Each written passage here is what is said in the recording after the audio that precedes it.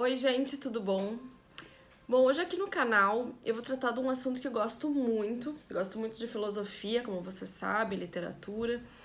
Mas esse em especial eu tomei um cuidado em dobro para vir aqui conversar com vocês, porque eu gostaria de ser bem entendida. Isso porque é um assunto denso, né? Claro que a maioria das pessoas que assistem e seguem aqui o canal, elas acabam tendo os mesmos interesses que eu, às vezes até as mesmas leituras. Mas enfim, acho que é válido tentar demonstrar para vocês o meu ponto de vista e a minha leitura sobre essa concepção que a gente tem hoje e que é tão falada, até pelo contexto político que a gente vive, que é a ideia de linguagem, ou a ideia, como outras pessoas falam, e que tem um conceito um pouquinho diferente, como a ideia de narrativa, né? Como desenvolver uma linguagem pessoal, ou como conseguir descrever precisamente, num vocabulário preciso, específico e desenvolvido e complexo, acaba propiciando que a gente se desenvolva, na verdade, como ser humano, como ser cultural, como um ser de uma personalidade ativa. Nos tornamos mais complexos através do desenvolvimento da linguagem, mas também nos tornamos menos burros, né? E por que isso acontece? Bom, antes de continuar, eu vou pedir para vocês curtirem o vídeo se vocês gostarem ao final dele, compartilhem com seus amigos e, principalmente, se inscrevam aqui no canal. Bom, gente, como eu falei no outro vídeo, o professor Olavo de Carvalho fala que nos ensina várias vezes que para a gente absorver um saber, para que a gente consiga refletir sobre algo, nós temos que transformar as nossas percepções, converter as nossas percepções até que elas possam ser verbalizadas. Então, num primeiro momento, eu tenho uma percepção, uma sensação. Depois disso, eu vou criando memórias sobre essa percepção. Essas memórias elas vão se estabilizando na minha mente, na minha psique, e sobre essas estabilizações eu vou criando o meu imaginário. A partir desse imaginário, eu vou conseguir, num outro e último momento, verbalizar, saber, vou conseguir transformar em conceitos essas imagens que eu tenho na minha mente, certo? O que acontece? Essas percepções, que são o primeiro passo de eu conseguir entender algo, saber algo, racionalizar sobre algo, elas são experiências muito particulares. Só eu posso sentir as coisas, perceber os fenômenos, só eu posso ter perceber os microfragmentos da realidade. O professor Olavo fala muito que todos nós temos que nos tornar testemunhas da realidade. Porque é o testemunho, essa atividade de confissão, que não é só uma confissão para o padre, digamos assim, que ele usa esse termo mais teológico para dizer uma confissão que a gente faz para nós mesmos, do que acontece, dos fenômenos, das nossas experiências. A gente precisa contar isso para nós mesmos. E são essas pequenas confissões que devem ser muito fidedignas com o que a gente vive, que vão formando a nossa percepção, a nossa inteligência, o nosso pensar sobre a realidade que nos circunda.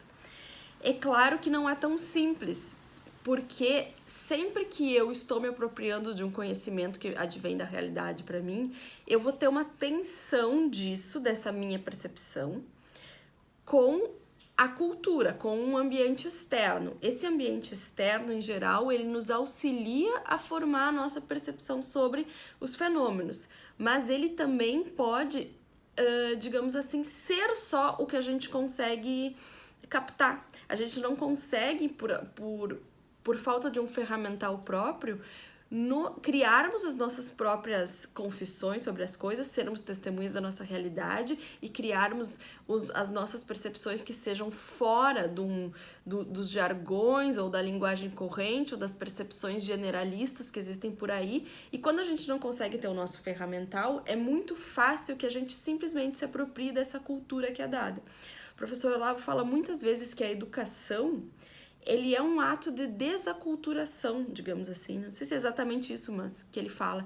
Ou seja, a partir do momento que eu começo a me nutrir de informação, a ter uma educação, uma autoeducação, eu tenho bases, mas eu viro uma autoridade intelectual para contestar o que me é dado da cultura, o que me é dado de fontes externas.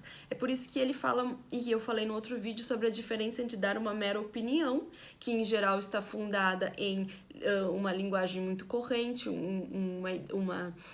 uma internalização desses jargões, como direitos humanos, como misoginia, como machismo. Mas esses são exemplos bem rasos que eu tô dando, gente, só pra gente entender. Eu estabilizo isso de uma maneira incontestável dentro de mim se eu não tenho ferramental de uma linguagem própria. E essa linguagem própria, ela é desenvolvida, então, pela análise das minhas experiências, das minhas sensações, mas ela vai ser possível através da expansão do meu imaginário. Então é por isso que o professor fala muito que em culturas cuja literatura é muito fraca, cuja literatura é muito não alimenta imaginários, traz experiências humanas muito banais, é muito difícil que eu consiga ter um imaginário maior, porque eu não tenho de onde alimentá-lo, até pela questão da linguagem, né? Eu não vai ser a língua inglesa que vai alimentar o imaginário por uma própria dificuldade de tradução literal daquilo. Então, se eu tenho não entrando no mérito agora se o Brasil tem uma literatura vasta, uma educação literária boa ou não, mas assim, no momento que eu possa ter uma literatura, ou eu posso ir atrás de pessoas que personifiquem, como Machado de Assis personificava, né? Personagens com um conflito moral tão grande, com uma ideia de auto-engano tão grande, e ao mesmo tempo eu posso daqui a pouco ler livros de santos, de pessoas que tinham uma posição de transcendência ou de valores tão constituídos. Eu tenho esses dois extremos e a partir disso eu vou... isso me possibilita alimentar meu imaginário de tantas experiências humanas diferentes, que daqui a pouco eu mesmo vou estar racionalizando o meu imaginário com experiências minhas, com referências a essas digamos assim, a essas personas que esse mundo literário me permite. É por isso que o professor Olavo fala que não existe educação que não parta da ideia do próprio desenvolvimento literário, do desenvolvimento do vocabulário e do aprendizado da linguagem local que nos cerca. Então, não consigo expandir a minha mente, não consigo expandir o meu conhecimento sem expandir o meu vocabulário, sem expandir a minha linguagem. Por isso mesmo eu não consigo nem falar comigo mesmo, expandir a minha linguagem interior, se eu só estou preso a essa narrativa corrente da cultura. Como o professor fala, eu não vou conseguir enxergar a minha experiência da maneira como ela é na realidade se eu não consigo, se a minha linguagem não permite isso, se o meu vocabulário não permite. A minha expressão verbal, na verdade, eu não consigo converter a minha sensação lá em conceitos verbais. E é muito legal porque eu terminei de ler Blink, né, semana passada, como eu falei pra vocês, e em um determinado momento o autor fala de uma pesquisa que foi feita sobre a percepção das pessoas, sobre a descrição das experiências das pessoas com geleias de morango. Então, especialistas em prova de alimentos, em diferenciar alimentos de qualidade ou não, agora eu não me lembro exatamente o nome, foram chamados para pesquisa e eles conseguiram provar 44 tipos diferentes de geleias de morango e fazer uma qualificação entre elas, de melhor e pior. De 5 dessas 44, foram selecionados universitários para prová-las e atribuir notas a elas também de qualidade, né?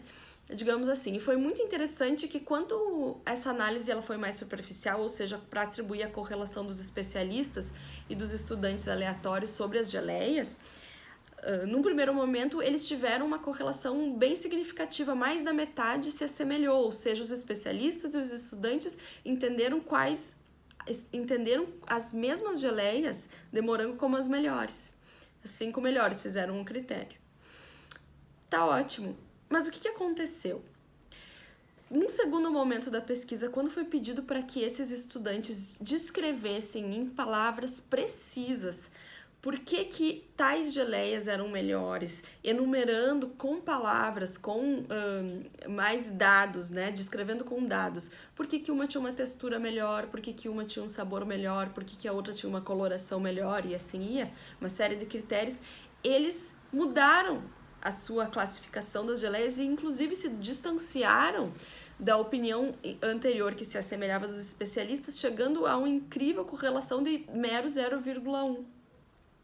Ou seja, eles não tinham um vocabulário preciso, claro que nesse caso até não é uma questão de cultura, mas de conhecimento técnico mesmo, de experiência que os especialistas tinham, mas a ausência de um vocabulário formado, de uma linguagem específica construída na mente acerca da ideia de como os alimentos eles operam na nossa boca, no nosso paladar, fez com que aqueles estudantes não conseguissem mais descrever a realidade do que eles estavam vivendo. Eles se confundiram ao ponto de não só se afastar, mas eles realmente duvidaram da própria sensação deles, percepção inicial deles.